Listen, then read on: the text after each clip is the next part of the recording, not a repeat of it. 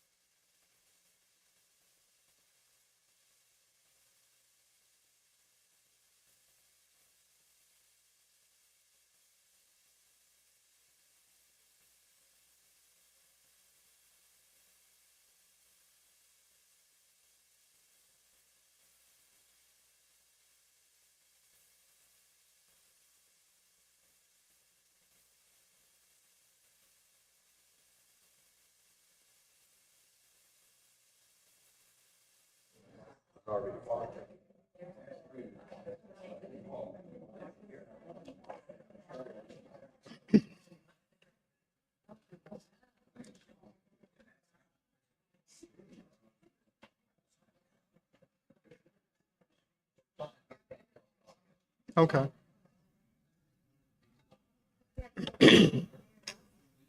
Danielle, if you can hear us, we're just trying to make sure we can hear you. Can you give me a test?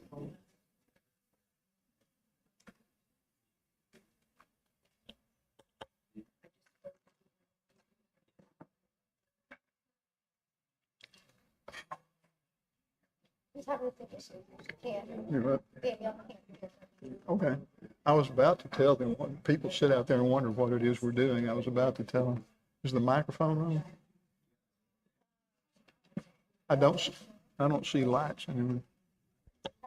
Danielle, would you do a test of you speaking? So Testing one. Can y'all hear me okay? Good. If you're sitting there and you're wondering why we haven't done anything yet, Danielle is not here tonight and she's on Zoom, but we can't talk to her yet and she can't hear us and we're trying to fix that. So it'll be just a minute, if you don't mind. Thank you for being here. Yeah, I guess it is. While we have time to kill, I was told after about 3 meetings ago that at times they couldn't hear me talk and at other times I was too loud. So if I get too loud, I'll know it because people will be covering ears up. If you can't hear me or any of the rest of us when we're talking, raise your hand and let me know.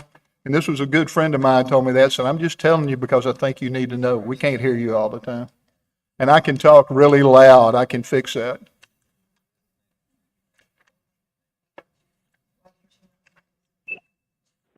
This is Danielle. Can you hear me?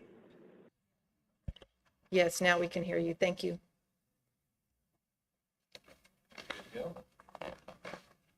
Yes, sir. Are you ready?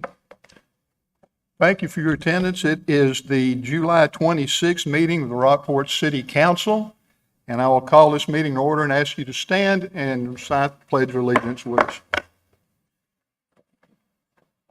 I pledge allegiance to the flag and to the republic, one nation under God, indivisible.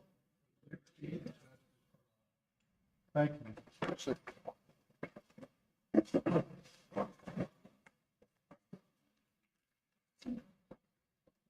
At this point, I want to call the roll of the wards to be sure that we have got the right number of people in a quorum here. Ward 1? Present. Ward 2? Here. Ward 3? Here. Ward 4? Here. Mayor here. This is one of the things that's kind of fun to do. It's been done with this particular proclamation before, but we're doing it again because the lady that we want to honor this evening has been with us a long time, and we're going to miss her smiling face at the Chamber of Commerce. And I hope we don't ever have to miss your smiling face around town. So Diane, if you'd come up just a second. Somebody said you don't have to read this whole thing, but we're going to talk about it just a little bit. So come on.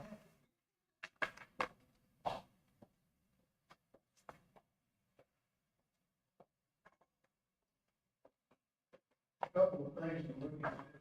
It's rather small, and there's a lot of whereas's here, so if you like whereas's, the whole group. But this is a fairly long proclamation, so I'm not going to read it. Say that Diane, thank you. I thought I could talk loud enough for y'all to hear me, but the recorder probably can't. Sorry about that, I forget. Anyway, Diane has been in the city of Rockport nearly as long as I have. She's been with the Chamber of Commerce. She's been one of the hardest working people that I have ever seen. She and Mike both work diligently at what they do, but she has been so faithful with the Chamber of Commerce in representing our city and getting people to come to our town, and we get more tourists. We have businesses have come in because they were invited and worked with by the Chamber of Commerce. And I have felt like the whole time she's here, if there was a question that had to do with business or anything else, where one used to be or where it was now or whatever, that I could call down there and talk to her, and she knew. But she and Mike have been good friends to the city. They have been very good to us, and the Chamber is going to have a challenge getting by without them, although Ms. Jumper will do a great job down there. I'm sure she's looking forward to it. But I appreciate her. This proclamation was signed by the county judge, the mayor of the town of Fulton, and by me at an earlier date. And I appreciate Diane, and we look forward to working with you on other projects as we go along. Thank you so very much.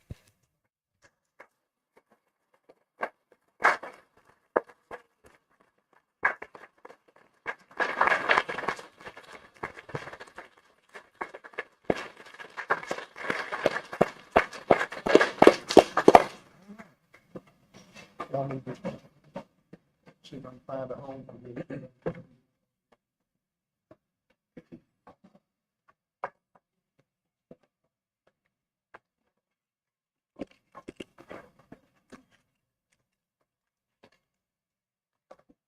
If you were here a few meetings ago, you saw me not put on any glasses, and I couldn't read the small print here, so I brought my old glasses with me.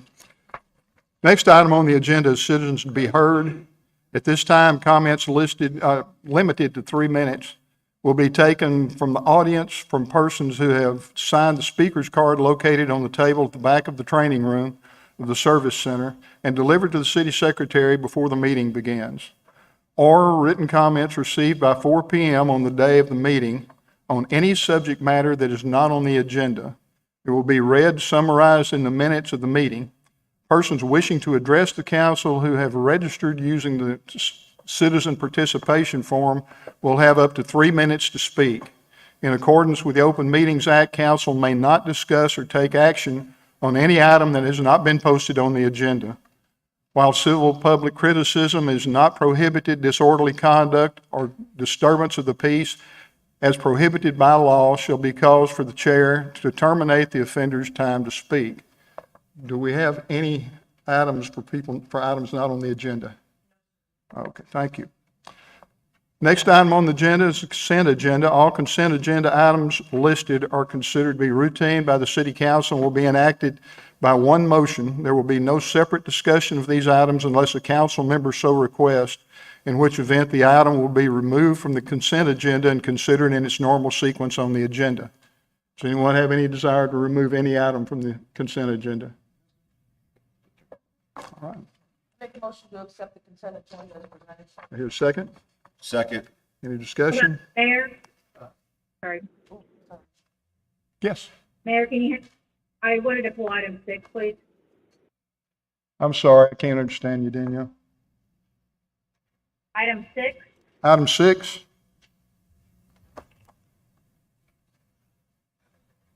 Okay. We'll move item 6 from the consent agenda. Other than item 6, I rescind my motion. I make a motion to approve the consent agenda except for item 6 as Thank you. presented. Second. Any discussion or question?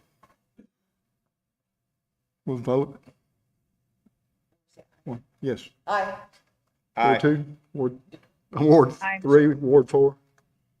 I couldn't hear you, Danielle. Sorry about that. If I don't hear you and miss you, will holler at me again. All right, that would be time for item 6, deliberate and act on adoption of a resolution amending resolution number 2016-14, the certification and education pay policy listed and pay table. Who's got it? I'll take it. Mayor, council, you have an existing certification and education pay program, and it is updated annually. As staff and I looked at it, there are a few changes in here, but looking at the current policy versus what we're actually providing to the employees was a little different. We currently have some department heads that have access or are getting certification pay and or education pay, and that is outside of the current policy. The current policy does not include exempt employees. So to codify that into the policy, that change. So that is the major change. The other change that I suggested in going through this process was to put a cap of $900 on the total that you can get through certification and or education pay. $450 for certification pay and $450 for education. Now, I will say in cities that I've served elsewhere, yes, I think I know how high retention and recruitment are as a priority for the council. So, and again, past practice, while it has not always met the policy by providing certification pay and education pay for some of the department heads, that's outside of the policy. This is an attempt to bring the policy and practice into unison.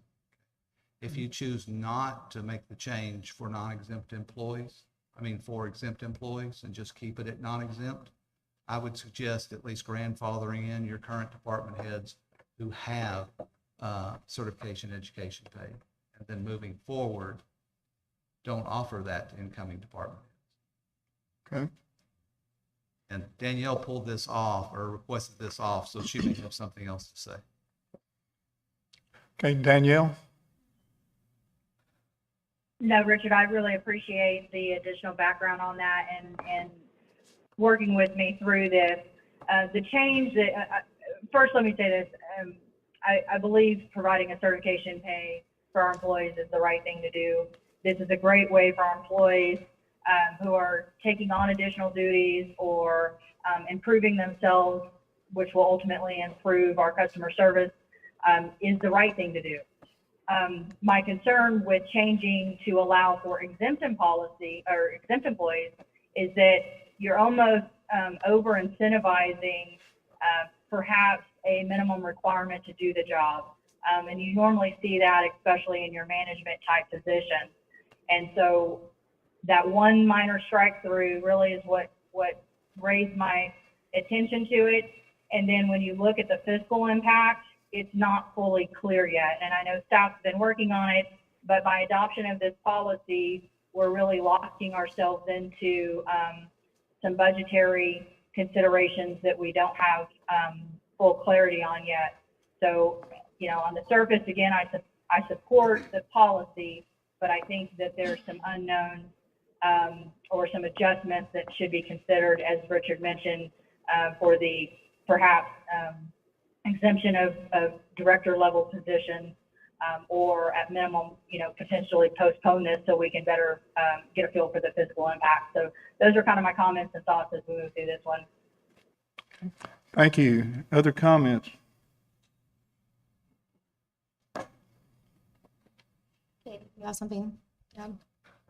Just wanted to mention that a couple of the directors were hired in at a slightly lower salary, and it was included in their hire on documentation that they would also receive the education and or certification pay.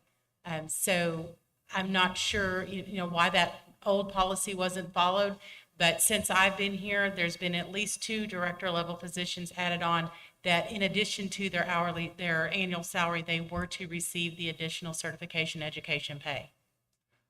I just wasn't comfortable continuing the practice, not following the policy. Sure. So the effort that we have going on here is trying to figure out which direction we're going to go in determining certification pay for department heads and so forth.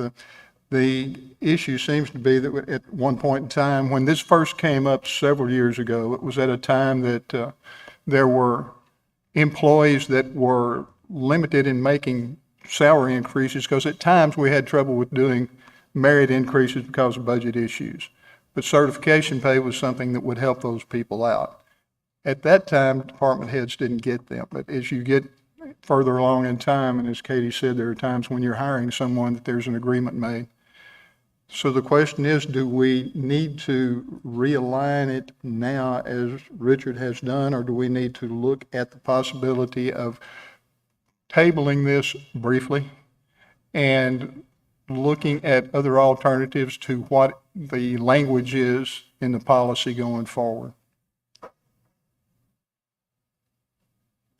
Let me just ask Katie a quick question on financial impact. Financial impact between the current fiscal year and the proposed budget that you guys have already been presented is about $59,671 and some pennies. And how did you figure that? Did you take a look at who was eligible and maxed those folks out? And Correct. if they were We to looked max at out? their eligibility, and we based it off of 450 cap for education and $450 cap per month for certification pay. So if they were eligible for education pay, they're capped out where they are on education pay.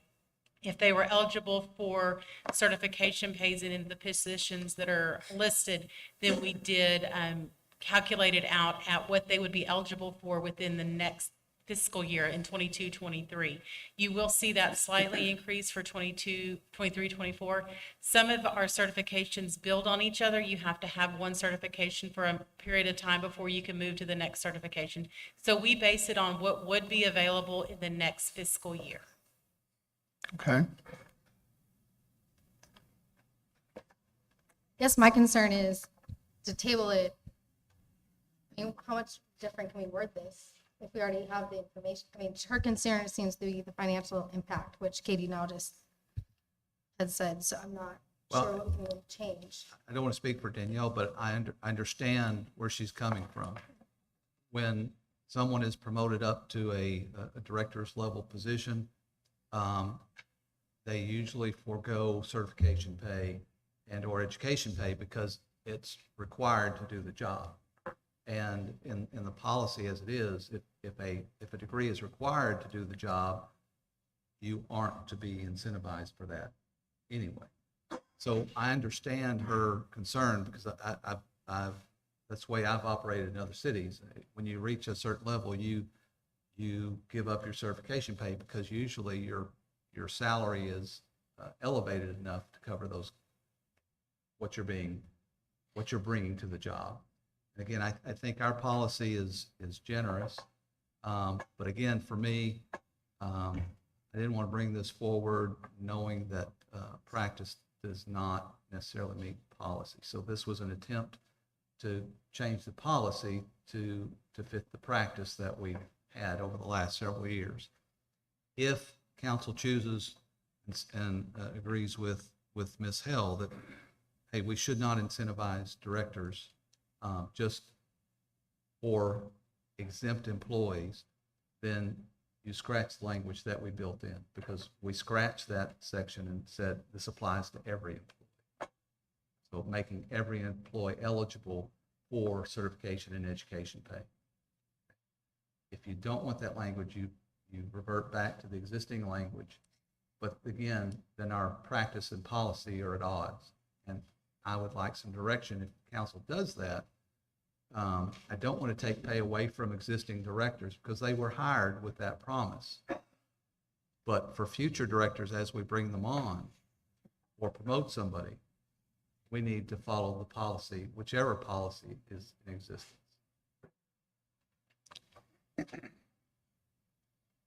Other questions? Did we do a, I guess not a salary survey, but any kind of survey on it to get our list of wherever our certification base came from? He's not here, so I don't want to speak too much in her place. Teresa may know more, but I do know that she contacted surrounding areas. Okay. And this was one of the ways in which we were able to help us level up with some of the salary differences. That's what, if we can assist, since we can't give maybe as large of a raise, but if we can help in certification pay to be on par with some of our neighboring areas. And I just want to make sure that's where we got some of our information from. And we do have, if you look at our job descriptions, most of our job descriptions do not require the additional certifications. They suggest it, I guess you could say. They prefer, but they're not required. Same thing with the education. Some of them require a 2-year degree, associate's degree, where we have people in position with a bachelor's or higher. So this is one of the reasons that we're trying to go ahead and bring this to you in addition to correcting the process versus policy.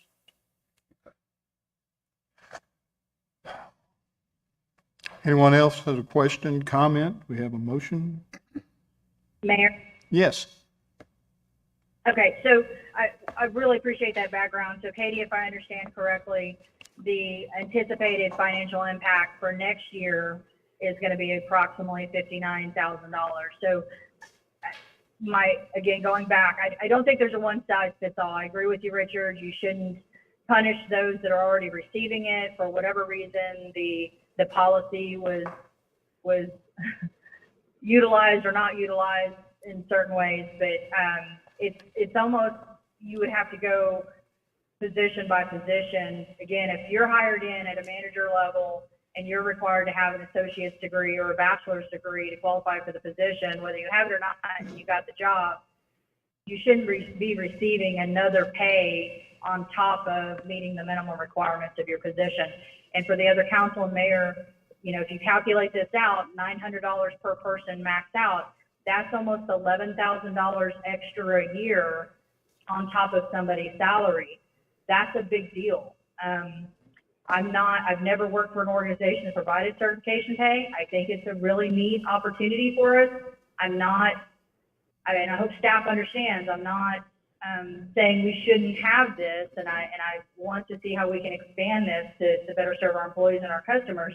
But I think it's teetering on excessive in certain areas if it's not controlled properly. And again, I think at those higher wage positions, adding another almost $11,000 on top of their salary for something that they probably should be doing just as part of their job description is something worth discussing. But I'll support what the council and mayor would like to do on this. I personally would like to see this postponed and come back with some additional detail on how this may impact certain manager or director level positions.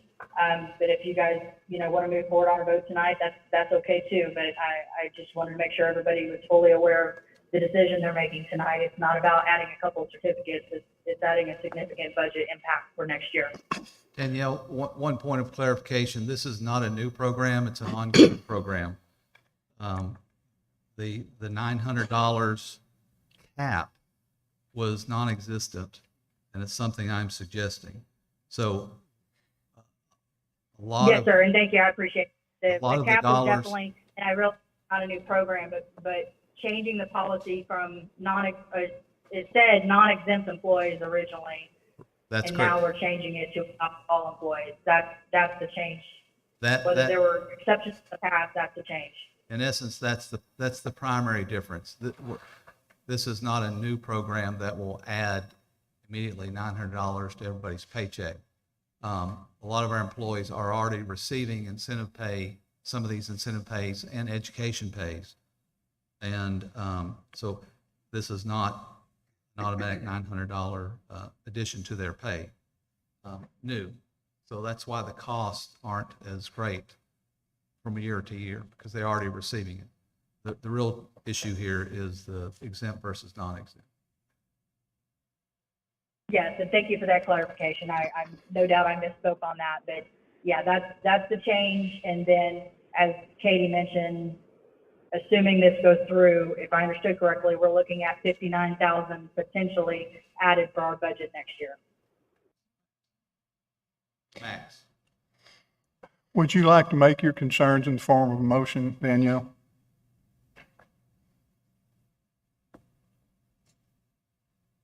I'll make a motion to postpone this item for 60 days for reevaluation and to bring back for council. Do I hear a second? Mayor. We do need to adopt the budget prior to 60 days, so I would ask Danielle to consider a shorter time frame. We recommend that we do it by the council meeting on the 9th of August. I think we can put the information together for you. Okay. Danielle, will it suit you to I'm move okay that to the with 9th of August? Yes, sir, that's fine. Okay. Do I hear a second? Could you state the motion again, please? Thank you. That's awesome. Danielle, would you repeat your motion, please? I would like to postpone this item and for a reevaluation and bring back for the August 9th city council meeting. Second. Have a motion and a second. Any further discussion?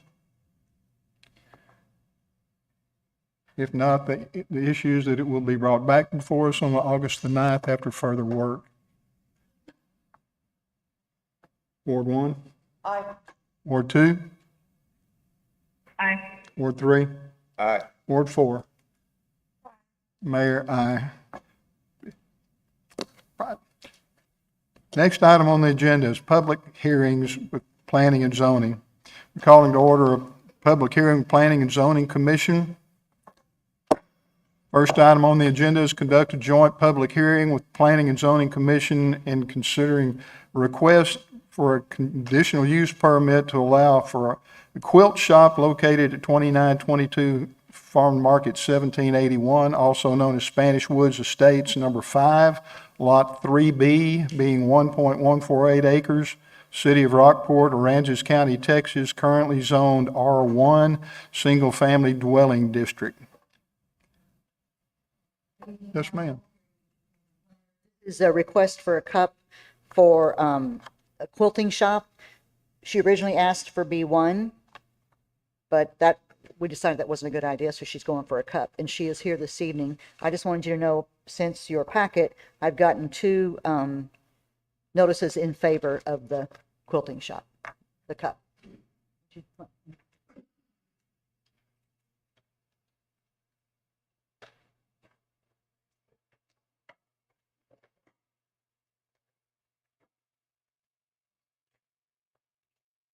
Hello. I have no idea what I'm supposed to do, but. Okay, my name is Darlena Lanier. I have the quilt shop at 2922 FM 1781. I've had it for 2.5 years now. And I recently found out that the property I purchased as commercial is not commercial. So I'm trying to save my job, basically. Thank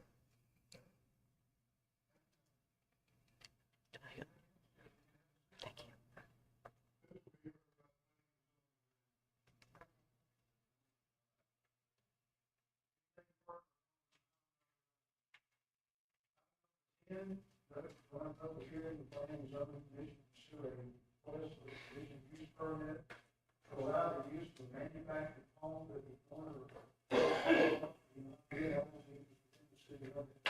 Located at 826 Holland Road, also known as 3925, subdivision lot 6, 2 acres, Rockport, Aransas County, Texas, currently zoned R1 single family dwelling district.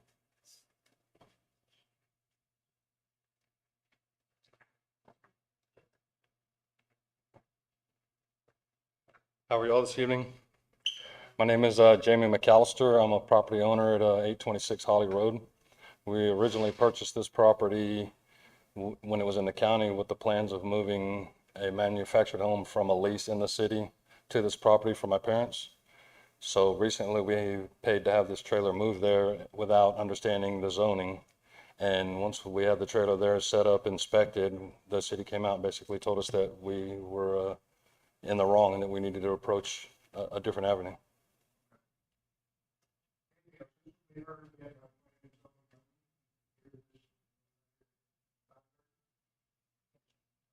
Thank you.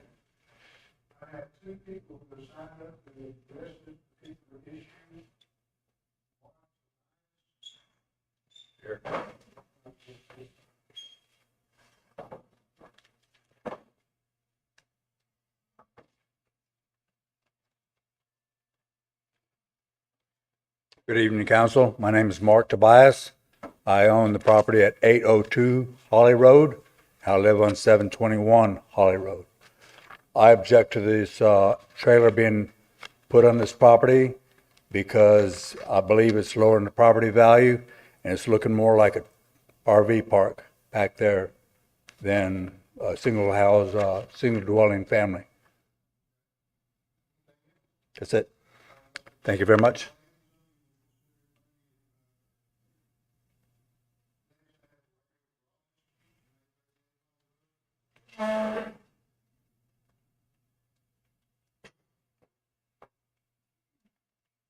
I'm Larry Robinson. I live at 838 Holly Road. I've lived out there for 45 years, way before the bypass was put in. And neighbors move in all the time. The one in question that put the mobile home in there already has several RVs on the same property on 2 acres. And I don't want it to turn into a trailer park. I'm not understanding why there's so many on such a small lot. I was told I had to have 5 acres before I could address and have RV in the city of Rockport. So that's my question and concern is where's this going to keep going when there's more than one, RV, one house or whatever on here? Where is it going to turn into a trailer park? How many are you allowed on a property before it's considered an RV park?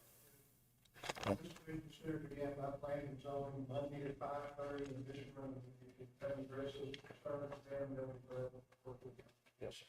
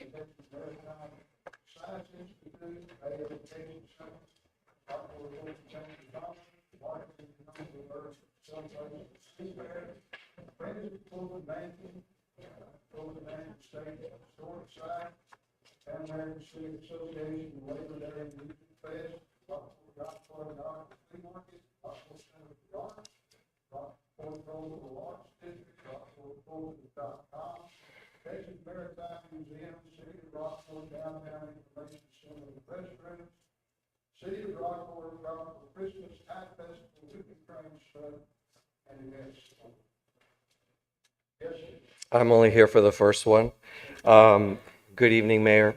Once again, I'm here on behalf of Mary Ellen Neese, who's traveling in Canada at the moment. And since the Aransas County Council on Aging is our partner, we're their partner in this project. She asked me to step in for her. So once again, the Aransas County Council on Aging will be partnering with the Rockport Center for the Arts to bring pottery lovers to Rockport for the first weekend in February. The 2023 event will be revamped to bring visitors an entirely new experience centered around the historical downtown, anchored by the new Rockport Center for the Arts and the various art galleries in the surrounding area. Our intent is to bring an exciting new experience to an already familiar event. Both Saturday and Sunday will be filled with exciting events showcasing talented Texas potters. Our application for hot funds is enclosed with the packet that was submitted by Mary Ellen Neese, and our marketing plan will expand upon our new venue, the Rockport Conference Center, an expanded list of exciting events. Our fiscal year 2023 request towards the promotion of the arts is $5,000 to be used in direct advertising campaign. Thank you. Any questions? Thanks. Please. Here. Want to make sure, as the presenters come up, there's a sheet here that has everybody's requests on it. If you want to take the sheet, and as council goes through this, you can fill it in. Okay?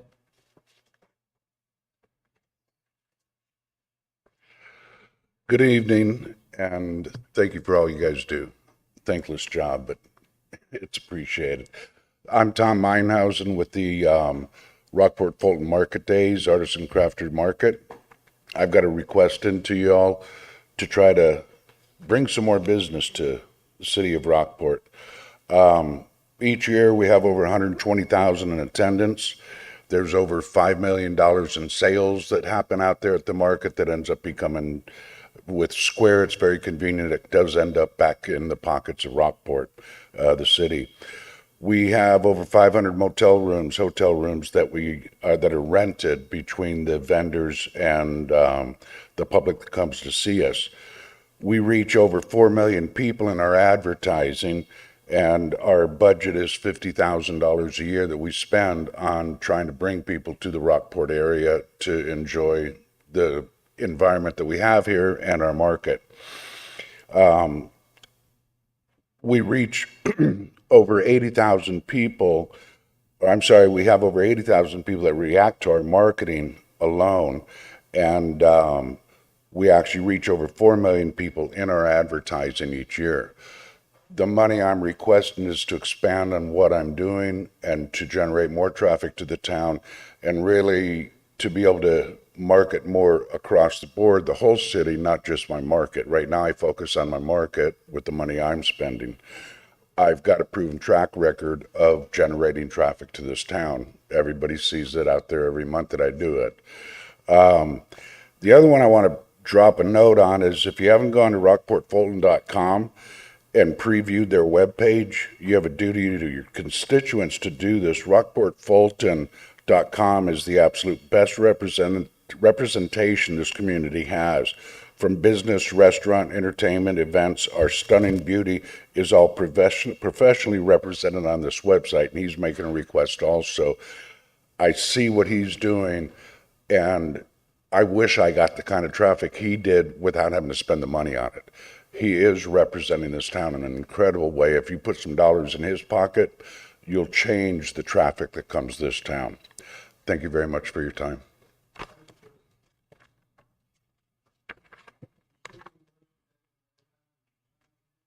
To Bay Education Center. Hi.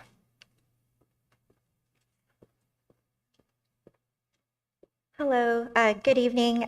My name is Adriana Riza, and I'm here representing the Bay Education Center.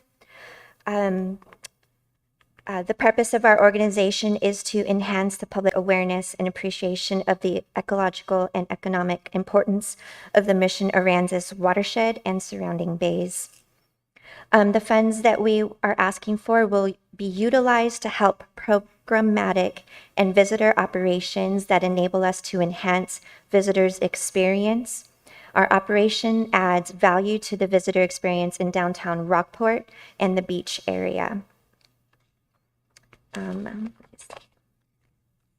Skip a few pages here. We are looking to have our attendance around 4,000 visitors a year, but so far this year we have already exceeded the 4,000, with the current attendance being 4,114. We have also increased the free programming that is available to both community families and visitors that come to Rockport. And also, I just wanted to add that we have been working well with the other attractions around Rockport, doing the summer Saturday programs, excuse me, where we recently hosted the last Saturday program and was well attended. Thank you. Rockport Fulton Chamber of Commerce.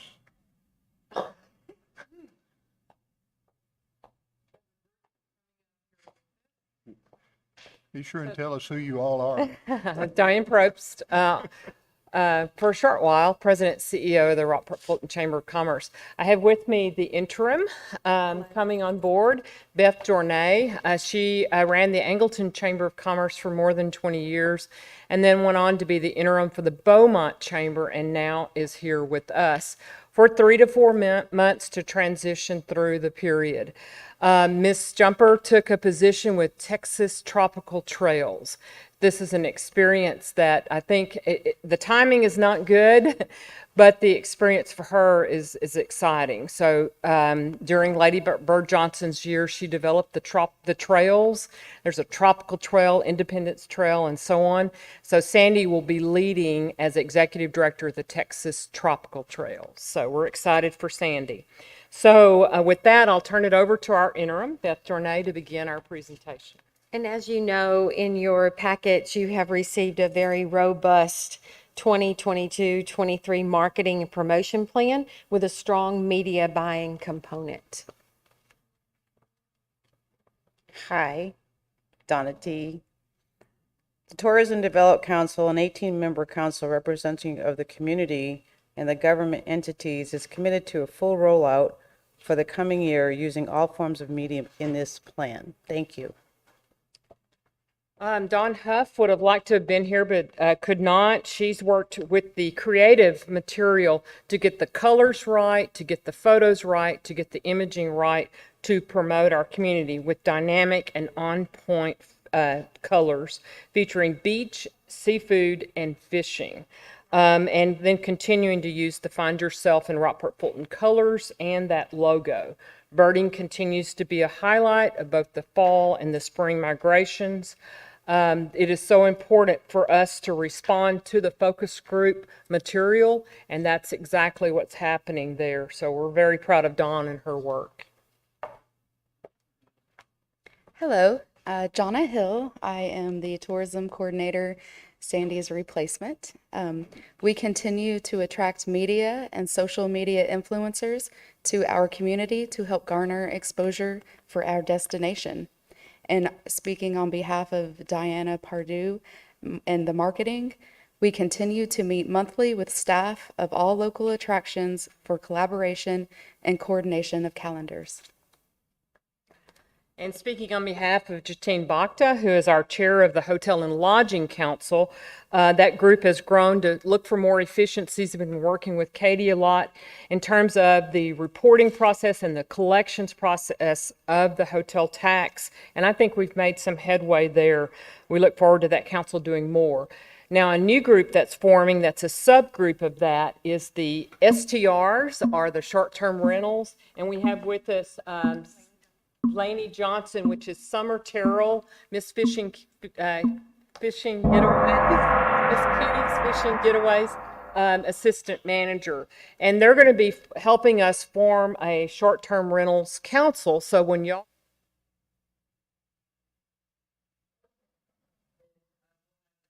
ready to help assist with that and deliver exactly what we need. And then the last thing we want to point out is that there's a journey exhibit that we had in the visitor center to kind of capture the 5th year of all the silver linings that are coming our way, come our way. So we invite you to that. It's going to be August the 25th at 6:30, and it will be at the visitor center. It'll be a full 8-panel exhibit featuring the good things, the timeline of what happened, but also our resilience of what we did. So we think that'll be exciting, and you'll hear more information about that.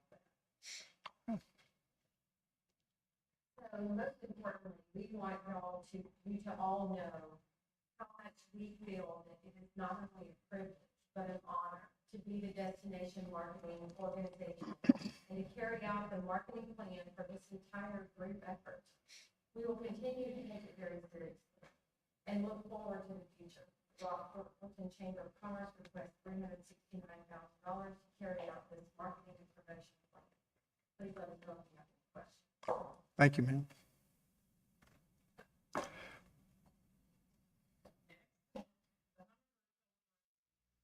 The event we all love. We're requesting $1,500 to assist. Yes?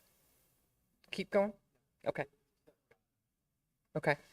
Advertising and promotion of the event. We have sent more than 3,000 postcards, and I'll show you an example of one of those postcards, to past attendees, and that has generated online sales almost of $16,000, and the event is still a month and a half away. All of the online sales are tracking where there are people from out of state in some areas and then out of our area. So we're really positive that this is an event that's a true expenditure of the hotel tax. 90% of the people are coming and staying in hotels and rentals. So we anticipate over 5,000 people for that week. They love the hummingbird, that's the attraction, and then the fall migration of all birds. Our chairman for that is Melanie Wagner, and she is doing a fantastic job. The committee of about 12 people is strong, and we anticipate a great event. So we're requesting $1,500 for that. Hi, Jordan Pilgrim, co-chair with Carl Hatman on Seafair this year, October 7th through the 9th. We are requesting $1,500 to assist with advertising and promotion of the event. We have been fortunate enough to secure Gary Moore Amusements for the carnival, which is great because we did not have one last year. They will arrive on Monday, the week of Seafair, in order to go through a state inspection, as they will be coming from Kansas. This will probably be the largest carnival Seafair has had in a long time.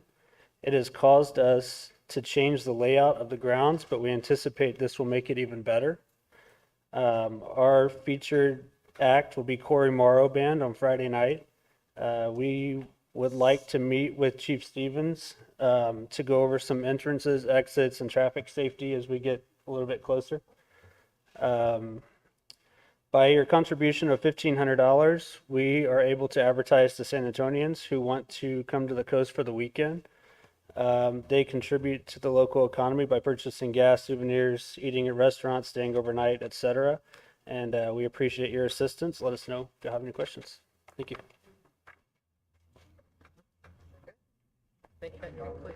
Thank you.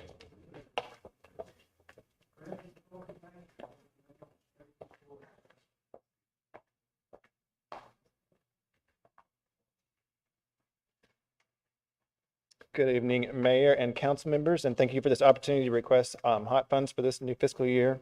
And thank you for Teresa for holding this all together and being the glue. This year, we would like to request $50,000 in hot funds. This would include 24 for continued visitor services support for guests in the Fulton Mansion, as well as an additional 6,000 for new advertisement ventures in the Houston, San Antonio, and Austin areas, as well as 20 to restore the garden and grounds to pre-Harvey conditions. For the past few years, the THC, that's the Texas Historical Commission, has been collecting data using cell phone geofencing to track people's movements, and this is the first year that at the site level we've actually gotten these numbers. So as soon as a visitor comes to the mansion, we can use the technology to track the age, race, income level, zip code, educational backgrounds, as well as their length of stay at the museum and how long they stay in the Rockport, Fulton area.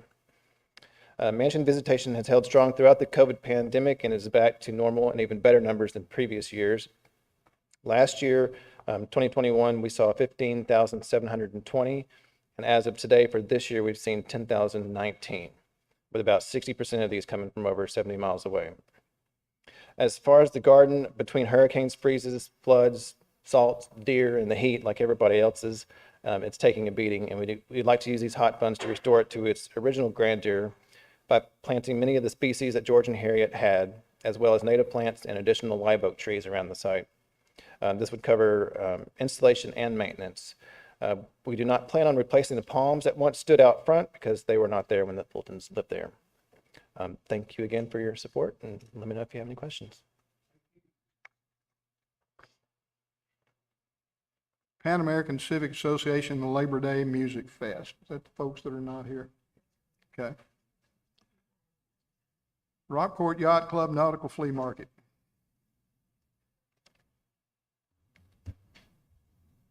Got quiet in here. Rockport Center for the Arts.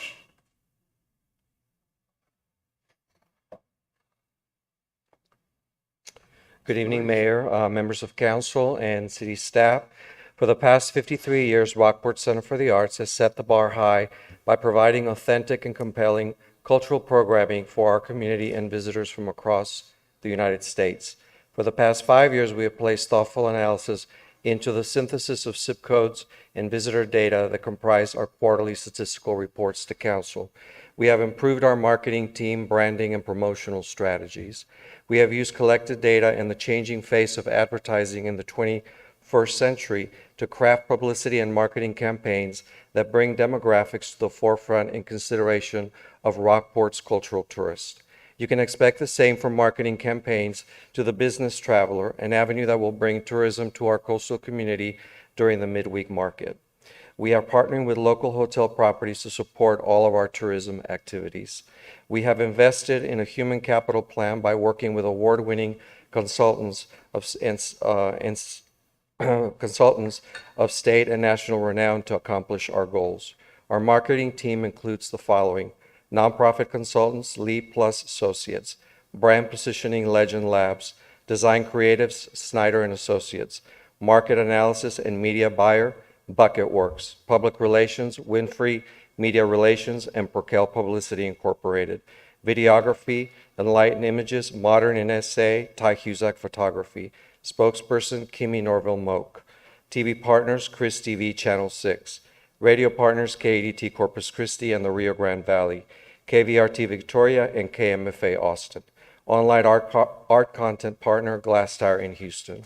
Since 2017, we have added 3 new signature events to the existing repertoire that includes the Art Festival and the Film Festival. We remain cognizant of the important role tourism plays towards the betterment of our great city and the quality of life of our community. We have invested in state-of-the-art facilities which opened this fall. They comprise a 1.2-acre campus, 22,000 square feet of new space, and a 16,000 square foot sculpture park that will unify our properties in the heart of downtown Rockport. Rockport Center for the Arts is very grateful for the financial support the City of Rockport provides annually through the Hotel Occupancy Tax Grant. As per the Texas Tax Code Chapter 351, please accept our proposal for inclusion in the upcoming fiscal year budget, which contains the following requests. Categories 1, 2, and 3, promotion of the convention and hotel industry, $150,000. Category 4, promotion of the arts, $145,000.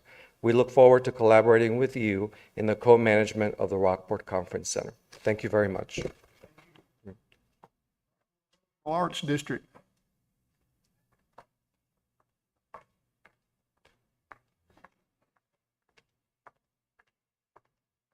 Good evening. Thank you for your time. In our 6-year history, even with a major hurricane and pandemic, ARCAD has initiated, led, and achieved many community events and enhancements. ARCAD has been pivotal in attracting tourists with programs, initiatives, and partnerships such as the Vietnamese, American Veterans, and Hispanic Cultural Recognitions, Austin Street Murals, which create a magnetic selfie experience that is open 24/7/365. Second Saturdays, shopping tournaments, kite festivals, Harvey Block Party and Harvey Encore Block Party, Halloween in the district, Christmas in the district, the Rockport Fulton Art Colony Symposium, and various art exhibits. Heritage events such as the Ford Model Ts, San Antonio Ragtime Society, and Stroll Through Rockport. Most of these events were free to the public, and some were attended by thousands of people. Some events benefited local groups such as Project Graduation and Angel Trees, supported over 40 Aransas County underprivileged families. For example, ARCAD initiated and led the Kite Festival for 2 years. After several pandemic-canceled dates, ARCAD provided the City of Rockport with key contacts, layouts, and the event structure for a very successful handover of the festival this year. ARCAD partnered with the Education Foundation on the shopping tournament for 2 years. bringing in an average of $50,000 to local businesses and 30 teams each year. ARCAD provided the Women's Lions Club with key information to assist their successful shopping tournament last year. Additionally, ARCAD has led many initiatives which enhance the district's atmosphere, such as leading district merchant meetings for collaboration and promotion of new ideas, replacing rotted city heritage signs with new signage, providing colorful flags that line Austin Street, and proactively providing needed bathrooms for our visitors during our busy summer months. ARCAD has led the sales tax exemption initiative on original works of art sold in the district and worked with the COG on downtown revitalization grants for district sidewalks and crosswalks. ARCAD's largest project goals are the restoration of the Rockport Railroad Depot, which includes a museum, the vision for the surrounding captive parking lot, and key marketing initiatives for Aransas County historical venues through the Passport to the Past initiative. The Steve Russell Cultural Interface Bronze Sculpture Project, successfully managing and raising significant funding to date. The project is expected to be complete in 2023 and draw international visibility. ARCAD has achieved these accomplishments with one staff person. We have proven our ability to stay goal-focused and very successfully accomplish a variety of community impacting and tourist-driven initiatives. Thank you. RockportFulton.com.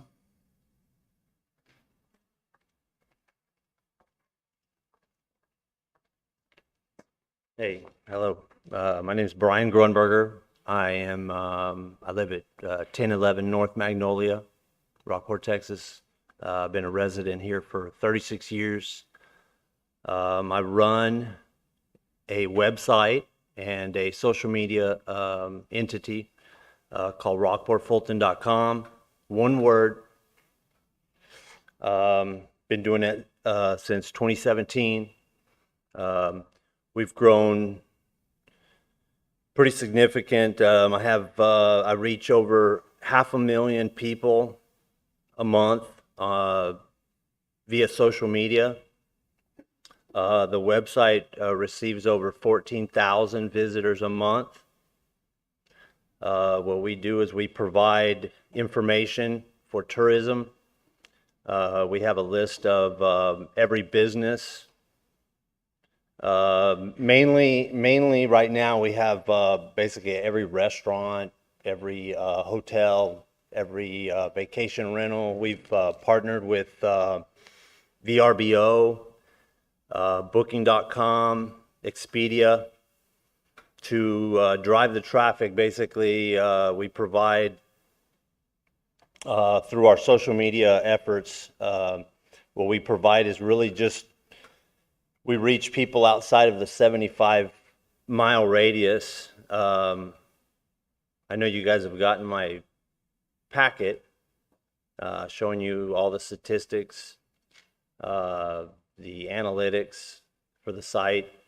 One of the things that we've done, we've developed a virtual tour using a new technology that what it does is it takes photographs in a 360-degree mechanism.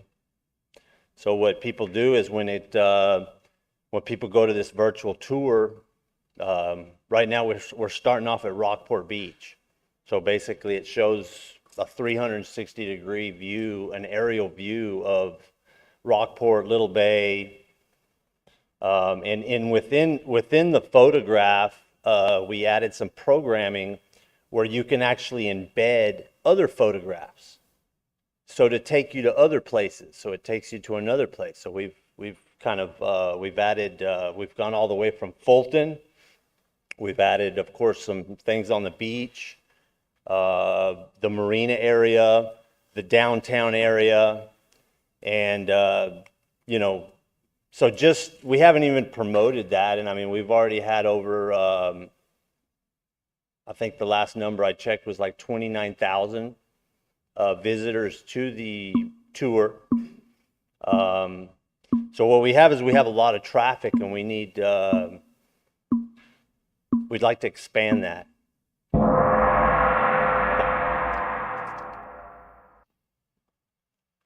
Texas Maritime Museum.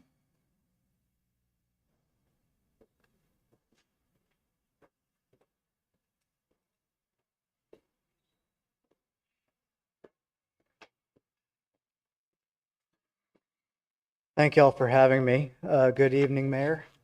Also to all council members, specifically, welcome Mayor Jero. I understand that you were sitting with my friends, including the Russo family, during the Texas Wine Festival patron party, and I am sorry that I did not find you and introduce you to myself and my wife.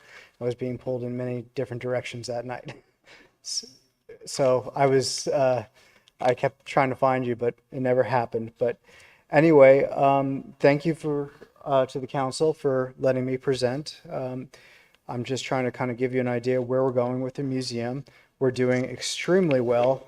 I'm just going to give you some numbers. I know they get a little bit tedious and boring, but we're doing extremely well going into 2022 and 2023. We are getting back to where, I shouldn't even say we're getting back to where we were.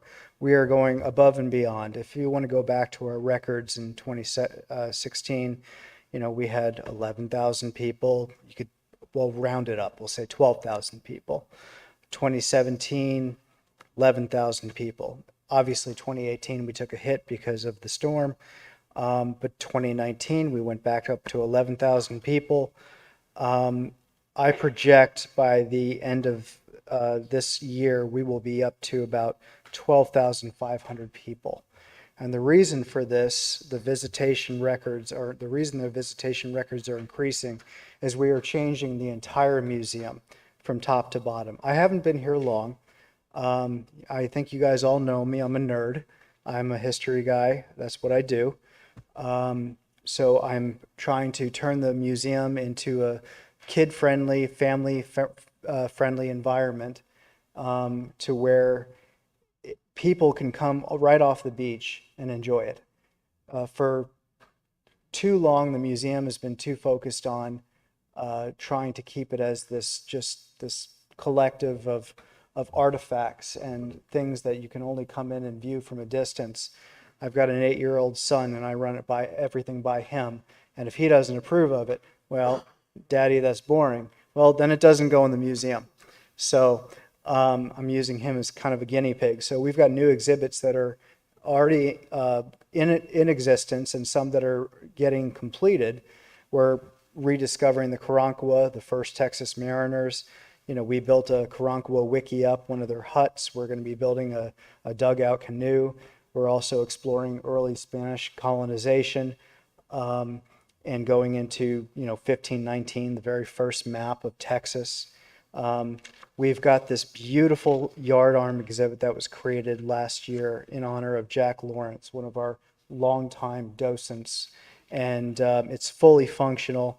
And kids, I could take 20 kids up there, and I can show them how to maneuver this thing and show them how difficult it is to actually sail a ship. And this is what brings people in and families in and people from distances. So for our first quarter for 2020, I don't have the quarters. Really? That quick? Can I have one more minute? I'll go very quick. Yes. Thank you, sir. I apologize. Okay. For the first quarter, we've had, I'm not going to go into the numbers. We're doing good. We're doing good. I'm just going to say we're doing good. The new exhibits are bringing people in, for just for this time, just for right now in first quarter, even though we're technically in third quarter for our calendar and the county's calendar, we've got 6.32% people coming in. For our Rockport Wine Festival that we had, 55% came in from 75 miles out. With all of these visitors, our memberships are increasing. Typically, we have about 1,000 plus people for the festival. Last year, we had well over 3,000. That's kind of an anomaly because it was right after COVID. This year, we had about 17 to 2,000. Those are record numbers that we have never seen before in the 24 years that we've been doing this festival. Again, this festival brings in more than half of our 75-mile visitor percentage. So we're doing good. We're getting, this festival is successful. The new exhibits are bringing people in. We're cooperating with other museums. We're bringing people into the museum. Obviously, COVID slowed us down, but now that we're back on track, we have already 3,300 people for our first quarter. We're projecting to have at least 12,000 people for the first fiscal year. Education camps are on. We have a new educator. Everything's going back to normal. The museum is moving forward. And so thank you for all your support. I won't go into the numbers since I've already run over time, but as I like to say to all my Mariner friends, fair winds, following seas. Thank you for the support. I appreciate everything that y'all do for the Texas Maritime Museum. I will be here as long as y'all will have me. City of Rockport Downtown Information Center and restrooms. Mayor, Council, this will take about a minute, so I'll donate a minute to the chamber and to the museum. This is a request from staff to meet a need in the community, specifically in the downtown area. The request would allow the city to shut down, close down Main Street between Water Street and Austin Street to construct an information/restroom facility that will serve all of downtown. And I believe the merchants are behind this particular request and be happy to answer any questions.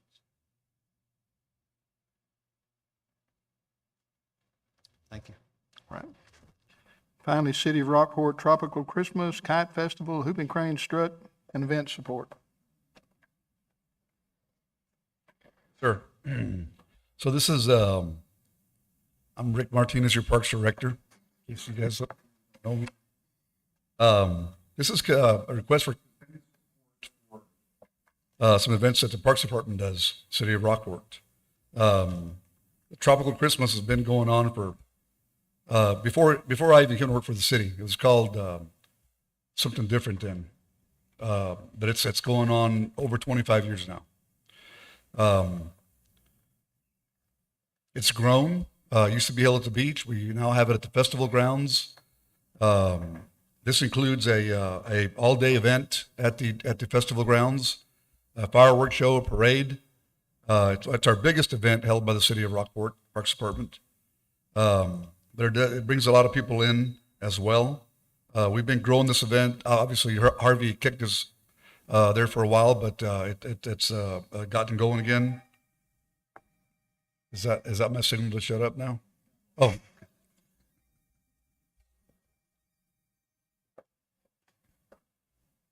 So again, it's been a growing event. We try to keep it interesting and continue to add some different things. One thing that was a real hit here a few years ago when we brought it in was snow. We don't get snow down in this part of the country very often, but it was a really big hit for the kids. Last year was, I believe, our second year doing it. The snow melted pretty quickly. It was a hotter December 3rd or 4th, whenever that day was that we had the festival. But year before it held on a little bit longer. Just can't tell about the weather down here. But anyway, that we want to add some more features that'll bring more families out. This is a family geared event. Kite Festival. Jennifer touched on that. It was a really good success this year. We took that over. We plan to grow that event as well, add more stuff, and again, a very good family fun event. The Hooping Crane Strut, that's another one that's over 25 years old. It's in conjunction, we actually do this event the same weekend as the Oyster Fest. So it brings in a lot of people and helps boost a population of people in this area. I don't know if the chief appreciates that or not, but that's right. The chief did win the race, but we had to do some things that kind of make that happen. So yeah. We wanted to make him feel good about it. No, chief, great job, chief. But anyway, it's a fun event. A lot of people come out and run. We've got adults, their children. It's just a really fun event. Again, Harvey kicked us on that one, but it's back up and running. And I believe this last year we had close to 250 people Our record is about 290. We want to get that number to 300 again this coming year, hopefully over 300. I'm sure that we can do that if we keep putting this thing on. Event support, that's something that goes to support all of these events. We use a lot of our staff to help us support these events. We used to use a lot of volunteers, but again, after Harvey, it's been kind of hard to grab a lot of volunteers. They're busy committing to other events and stuff, and we use our pool staff as well on this, so they get supported by the event support money for all these events. Obviously we do a lot more events that are funded in our general budget, but these are hot fund requests that we are asking the city to continue to support. Just very important that we get it for this whole community. Thank you, Rick. Okay. All right. Having heard all of these, it's decision time to talk about what we consider to be important and how important we feel things are that we need to deal with here. Mayor, Council. Yes. As you go through this list and each of you make your choices for funding, I'd ask you to speak fairly slowly so that we can type it in on the screen and it can be seen. Okay. So Kimberly, let me know when you're ready. Can I do a point of information for everyone? I just want to make sure that everyone is under the understanding that the council does receive a larger packet from each organization that sends these information in for us to take in consideration to give hot funds. So we do have about a week or two before we actually come to council to digest more information in just 3 minutes. I just want to make sure that information is sent out. Just want to make sure that. Good point. Are you ready? I believe we're starting down on this end. Yeah.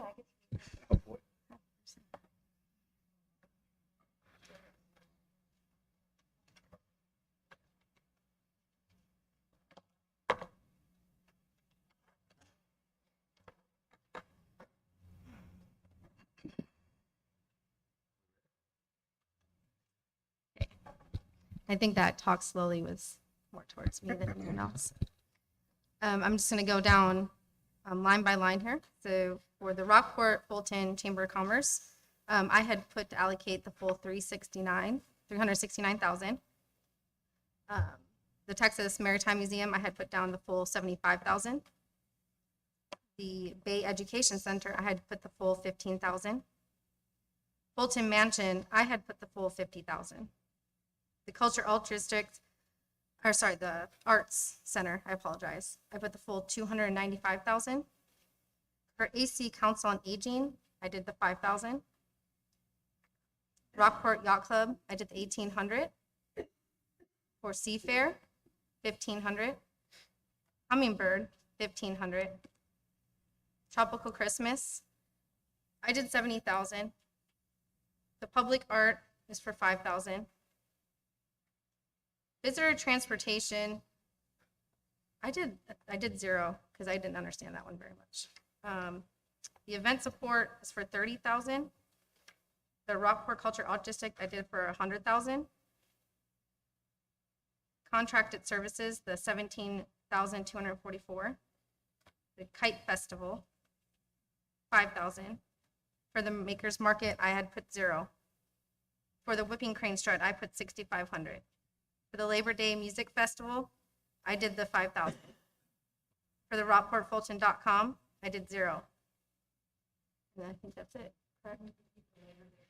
I did 5,000. Do you need any, do you want the information center? Yes. The 500,000.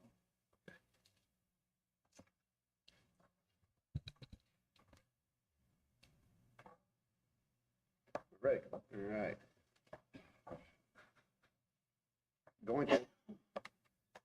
Going through them, I funded all of them with the request, knowing that we would be under what we received in hot funds for the year, not including the 500,000, and we would be running that off of the fund balance and the hot funds. So I funded everybody's requests. At the requested at the amount. requested amount. Okay, give us a second to enter those. Kimberly, do you need to read them all?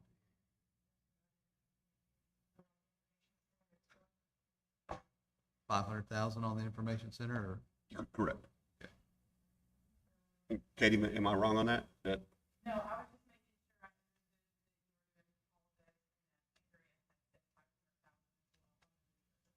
Yes, ma'am. it, and there is no problem with funding the 500,000, the information center out of the fund balances, correct? Of the hot funds, Correct. reserve funds, whatever you call it. If you funded everything as you did, that would basically leave a fund balance of $1,174,000. Gotcha. Ward 2.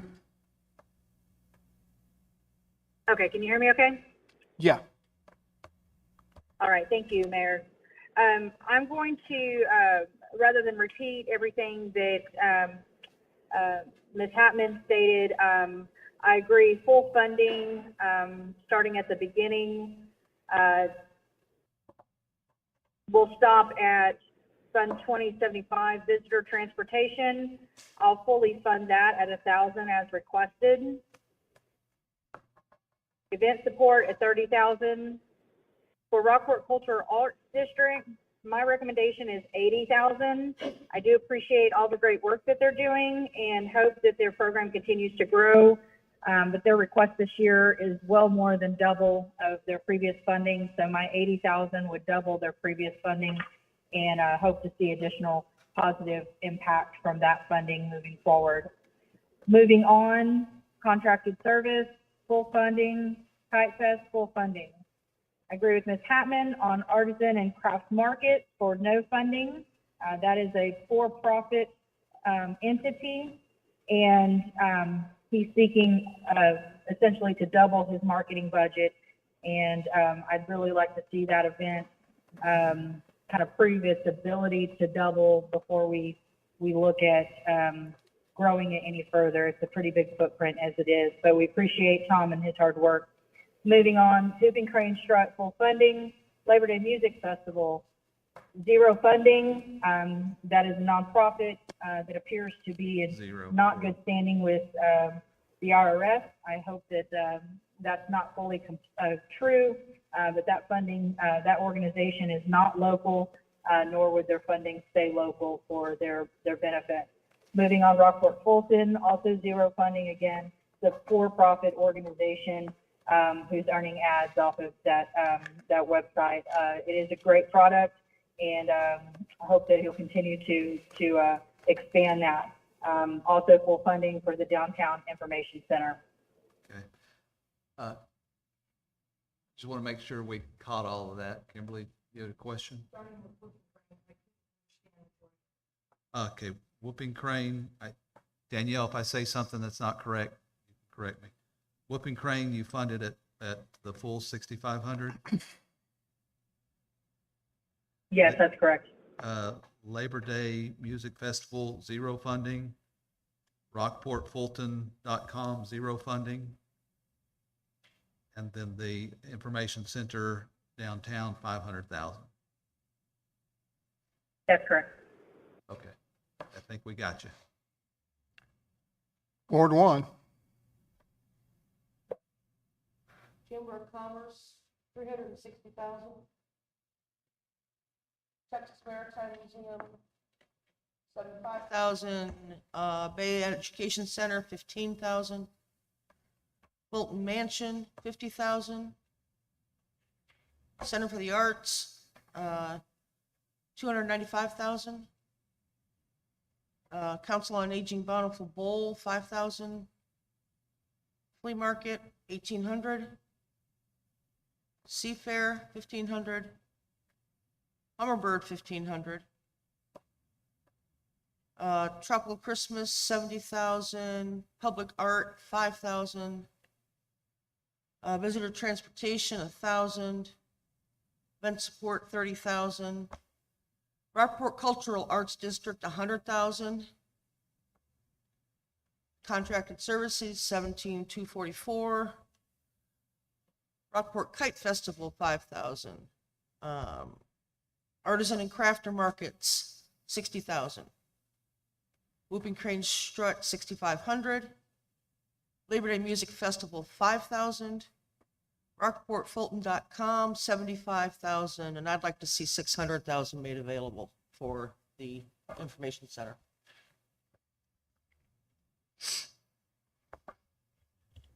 We good? Did you say 600,000? Yes. Okay. I thought you said 6,000. No. I'm the initiative on that. No. Why would I say 6,000? You just try to there. Please. From the mayor, I have reviewed these things at some length and had some questions that I have made note of. Because that I have recorded full funding for most of these requests, but not all of them. Concern I have is with for-profit organizations. I have a concern that hotel motel tax money is used to improve or increase the value of a property that belongs to an individual as opposed to a nonprofit that stays with the organization and stays in our city. Because of that, all the full funding that I have put down, artisan craft markets, 0. Labor Day Music Festival, 0. RockportFulton.com, 0. I hope you do very well with your business, but I don't see that as something that we need to fund with hotel motel tax funds. Fully funded the rest. Okay, so Kimberly. Right.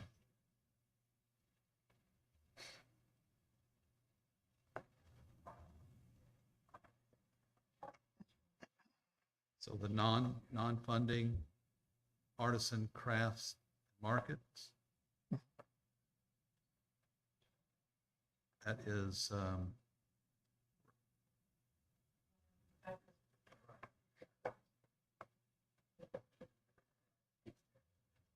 then we've got, the Labor Day Music Festival at 0. Yes, sir. And the RockportFulton.com at 0. Yes, sir. Okay. On the information center, Mayor? Yes, full. Yeah. Okay. So, Katie, Kimberly, sorry. Go ahead and scroll up to the top and let's look at that last column where there's a consensus. And basically the consensus says if 3 of you agree on the value, it generates the word consensus. So you're in agreement on all of those with the exception where it says none. And I would pay attention to the Rockport Arts District because you all put a value there, but none of them are the same. So you guys probably need to discuss that. Can I go first on this one? So the 100,000 that I put on is, I'm looking at what they requested for last year, and it's such a great difference, what they wanted from last year for this year and what we gave. That's where my 100,000 came from. I'm not against fully funding them in any way. So I mean, that's where my number came from. I'm pretty much agreeing with what Andrea had to say. It's more than double what was asked before. I know that in there, Jennifer wanted to hire another full-time. There's definitely enough money there for at least a part-time, if not 30 hours a week. I think 100,000 is more than sufficient.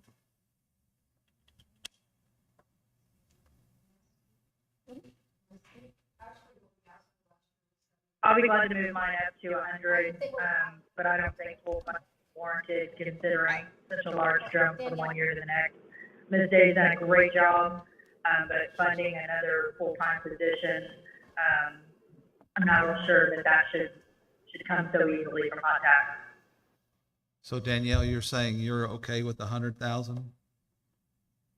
Yes, sir. I'll move mine to 100.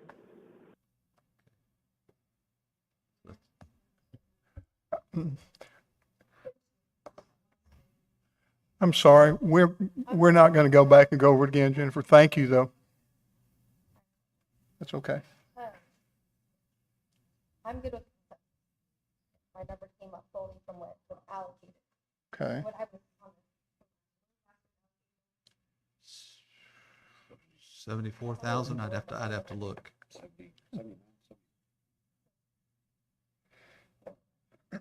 I can find it for you. Hold on. It's page 306.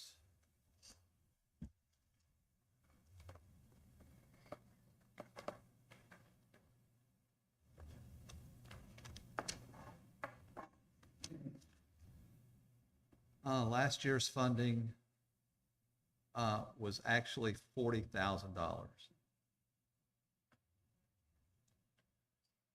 That was what council funded. I believe the ask was for 74,000, if I remember right. What was allocated last year was the 40,000. That's the number I look at, is what was actually given, not was asked. I apologize about that. But again, I don't have a problem fully funding it. That's where my number came up. My rationale on the whole thing was I look at all these organizations that we have been dealing with for years, and this is one of them. And in my opinion, most of these places have been very, very good stewards of the cities, of the tax money that they get.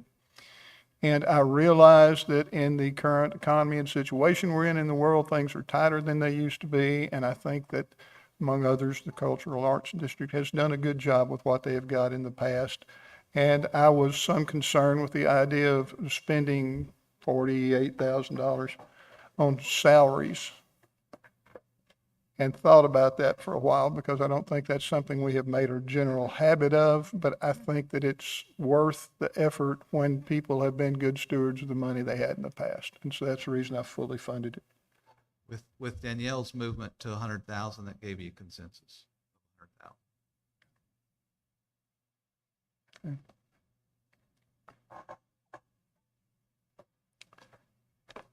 Anything else on this one? Anything else?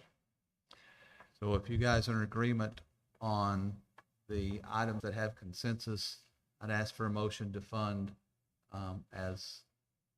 We're not done.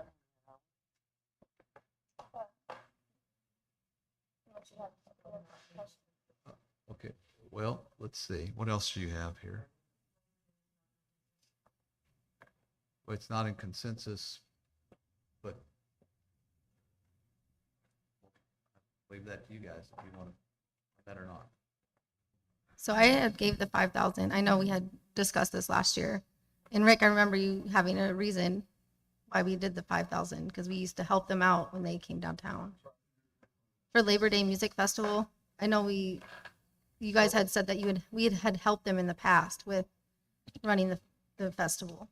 So that's correct. Right after Harvey, when there wasn't a whole lot of things going on, we did support this event, helped them to kind of get things going and get people back out of the house and give them something to do. So we did support it with a lot more than $5,000.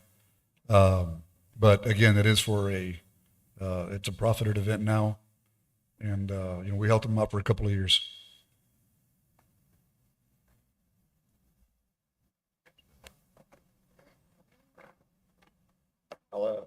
I'll change my amount to 5,000 on that one.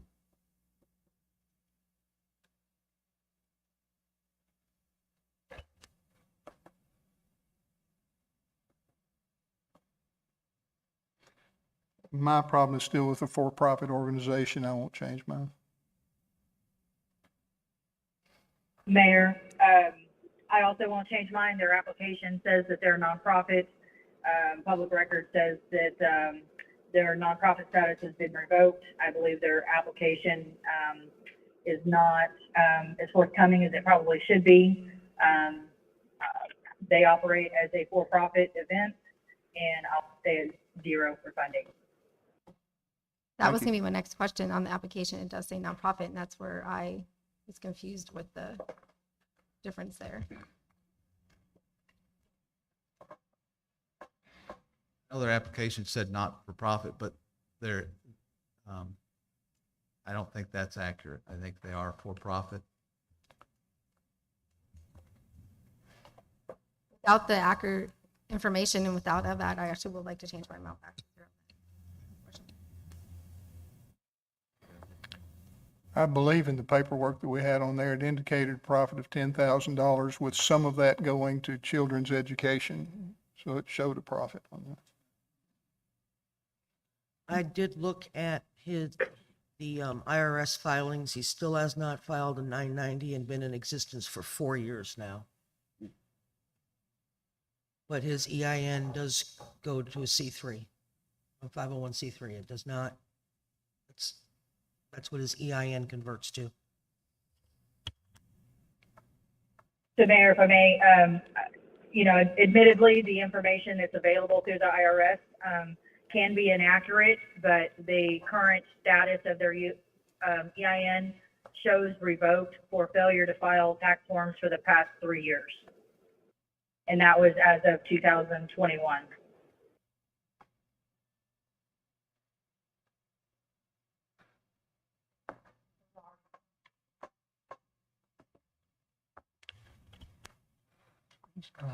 Where'd he go?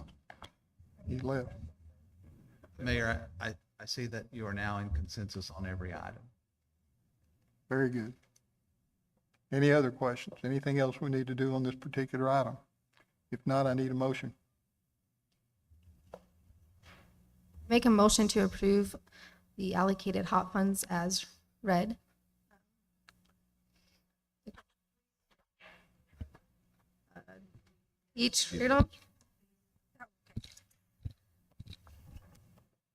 I make a motion to approve the allocation or the hot funds to allocate for the Rockport Chamber of Commerce Marketing, $369,000. Let me sure. Do you have the end one there? I just want to make sure I have the right one. Texas Maritime Museum, $75,000. The Bay Education Center for $15,000. The Fulton Mansion for $50,000. The Rockport Art Center is going to be for $295,000. Council on Aging is going to be for $5,000. The Rockport Yacht Club is going to be for $1,800. The Chamber of Commerce Seafair is $1,500. Chamber of Commerce Hummingbird for $1,500. Tropical Christmas for $70,000. Public Art for $5,000. Visitor Transportation for $1,000. Event Support for $30,000. Rockport Culture Art District for $100,000. Contracted Services for $17,244. Rockport Kite Festival is for $5,000. The Artisan and Crafter Market for $0. The Whooping Cranes Strut is going to be for $6,500. The Labor Day Music Festival for $0. RockportFulton.com for $0. And then we have the Information Center downtown is for $500,000. Do I have a second? I have a motion and second. Any further discussion? Not Ward 1? Aye. Ward 2? Aye. Ward 3? Aye. Ward 4? Aye. Mayor, aye. Next item on the agenda is to deliberate and act on the appointment of a council representative to the Aransas County Alliance Local Government Corporation Board of Directors. This came up because Mayor Pat Rios, who is no longer the mayor, had to go fishing and he went to Alaska to do it and he wasn't available for a meeting, so it was time to replace him on the board. So I need a motion for someone to replace him on this board.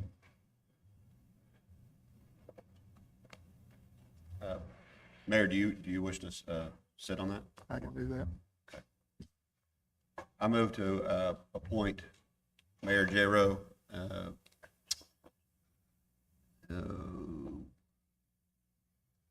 as a council representative to Aransas County Alliance Local Government Corporation Board of Directors. Do I have a second? Thank you. Any further discussion? Ward 1? Aye. Ward 2? Aye. Ward 3? Aye. Ward 4? Aye. Mayor, aye. Item 14 on the agenda, deliberate and act on approve a modified organization chart and position change for the Public Works and Building and Development Departments. Richard? I'll start this one and then Mike can chime in.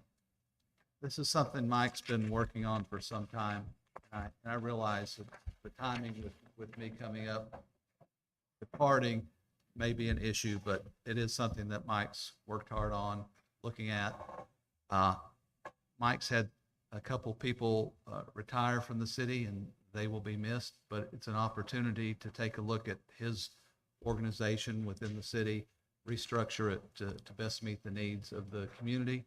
And this, the way it's presented to you, in Mike's opinion and mine, I've asked him some tough questions and gone through this, and I think the request is worthy and will provide a new, bottom line, the new position that's being added is an assistant director that will give Mike basically 3 assistant director positions, 1 over utilities, 1 over streets and construction, and 1 over development.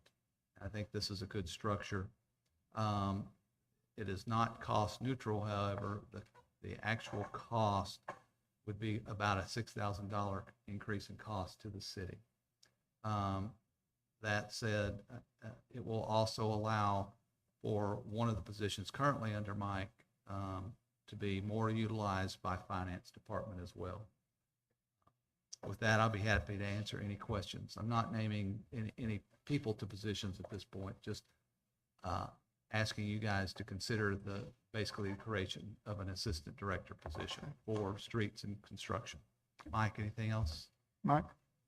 This is a unique opportunity in a small department or a small entity such as the city of Rockport to advance careers for a few people and put people in line for the future.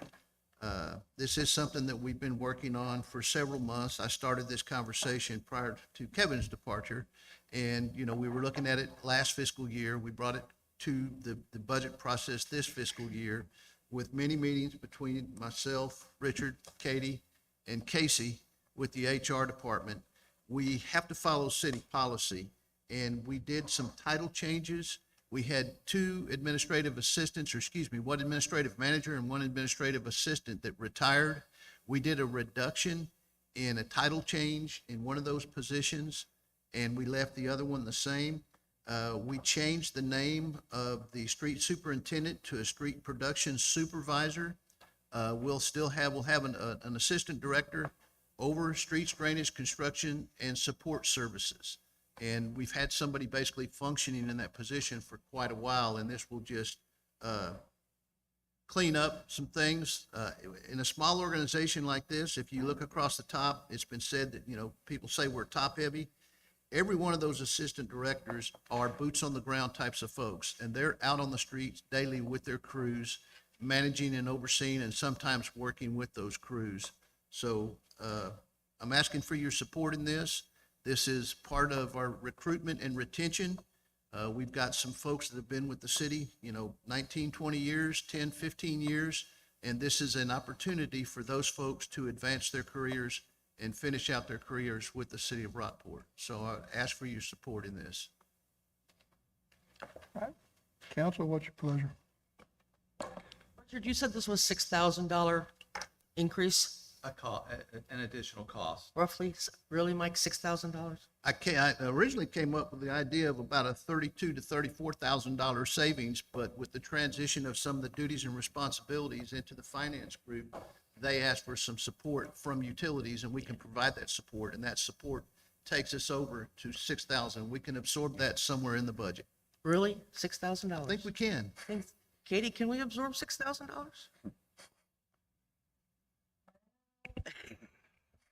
They bribe me to say yes. No, we can. It shouldn't That's be too somewhat of an difficult. immaterial amount, and by shifting people around, and when they do that, there is some savings in between those that retired and the moving up. If the internal people are the selected, if they come in from outside, we could actually not even see that. Okay, so that would be a max of 6,000, is what we're roughly looking at. Correct. Okay, thank you. I love this. I mean, I know that Mike and everybody who works under him does absolutely fabulous work. They work real hard, and they want to put out a good product. So it looks like this may provide you a better flow. Absolutely. For supervision especially. I do want to point out, like I said, one of them, there's a title change, and we have one listed here, and it says janitor, And I want to clarify something that I don't like that title. I would like something like custodial service worker or something. And that activity is being done by city employees after hours, paid at overtime wages because of FSLA. And so we are paying, quite a bit to have our employees clean this facility, the Laurel Street facility, and other facilities after hours. And with the new city hall coming on board in the next 18 to 24 months, we are looking at establishing a custodial staff, and that will come in the next fiscal year, possibly with, a request for additional personnel as needed. But this will get us started, and this will get us a full-time person, and it will free up some of the folks that are working overtime hours, even though some of them really like it and they like the hours. And some people come to us and say it's not fair that only a certain number of people can get those hours and others can't. But doing it this way would clean that up. And like I said, I'd like to work with Casey in the HR department to ensure that we title that position correctly. I move to approve the modified organizational chart and position changes for the Public Works and Building and Development departments. Second. Have a motion and a second. Any other discussion or debate?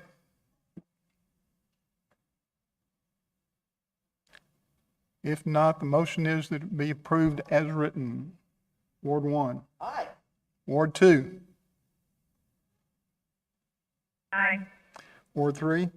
Aye. Ward 4. Aye. Mayor, aye. Council. City Council will hold an executive session pursuant to provisions of Chapter 551 of the Texas Government Code in accordance with authority contained in Section, Mayor, I'm sorry. I'm still sorry, at reports 15. from the council and whoever. I'm looking at my watch and not looking at the agenda down here anymore.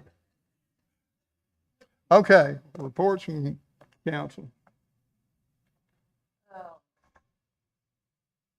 Ward 1, we've got, as usual, we have all kinds of stuff going on with it being summer, and I strongly urge everybody to shop local. Go down and hit your favorite places, look at some new places, look at some places you haven't been to in a while, and see what they have that you might enjoy. I know that Ward 1 is set to possibly explode with opportunities for investment in business and all kinds of other things. I'm looking forward to working with our new EDC director on some things we can do in Ward 1 to bring some monies into us for a change. Maybe we can buy some drainage help. I don't know. But things are looking up and things are looking good. City of Rockport is in a good spot right now. Thanks. Ward 2. Thank you. Sorry I can't be there with you guys today. It's my kind of 1 week of summer. I get to sneak away, and appreciate tolerating me being able to join you remotely. Want to thank Ms. Lanier. She is the individual who's requesting the cup from 1781. I think that was a good adjustment to an unfortunate situation that she was in, and working with the HOA board, hopefully can get the covenant amended as well, maybe come back at a later date for a full zone change. But again, thank you, Ms. Lanier. You're doing a great job, and look forward to continued progress to get that cut completed. Beyond that, Katie, Ms. Jackson said, this is a great time to be in Rockport. Enjoy the rest of our summer, stay safe, and get those kiddos ready for school. It's coming up very, very soon. That's all, Mayor. Thank you. Ward 3. Nothing to report. Ward 4. Every time I come up here, it's only gonna be about the drainage until it's fixed. We're still going up with the pipe. It's supposed to go to open bid on the 27th. So that's going on open bids. Just keep an eye on it, and it's hopefully coming to council here in August. Otherwise, I have nothing to report. Thank you everyone for today. And just like Danielle said, stay safe. School's almost back in session. I know it can't come soon enough for some parents, but it's almost there. Just be cool. So thank you, everyone. Mayor, if I may. Sure. Apologize. Mr. Warden, is this your last meeting? Then I would like to thank you for your time that you dedicated to us for, well, about a month, maybe. Is that about how long you've been here? Thank you for coming and staying with us and trying to righten the ship, I guess, and get us going down the right path. And I really appreciate you and your time, and thank you.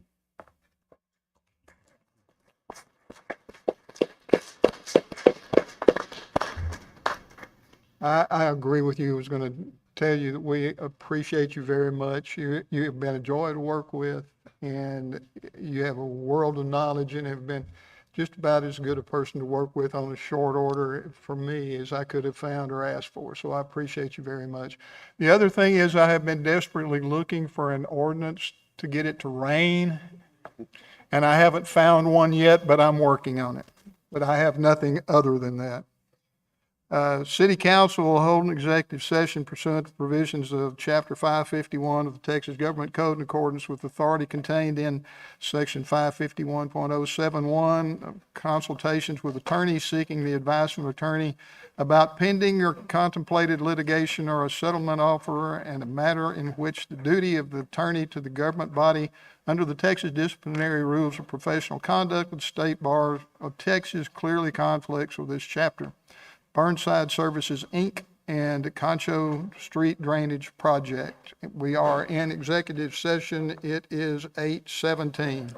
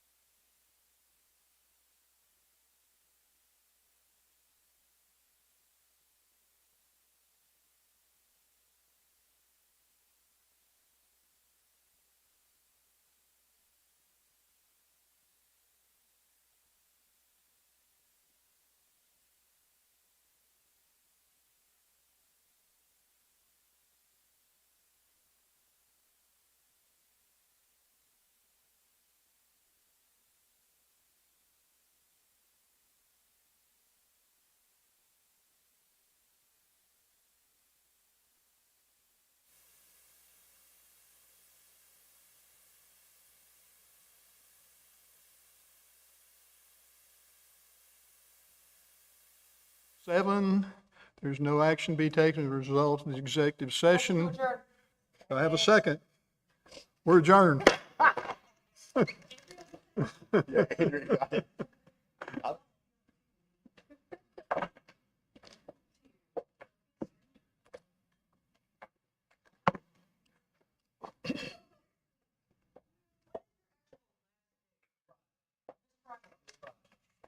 Starts on Monday.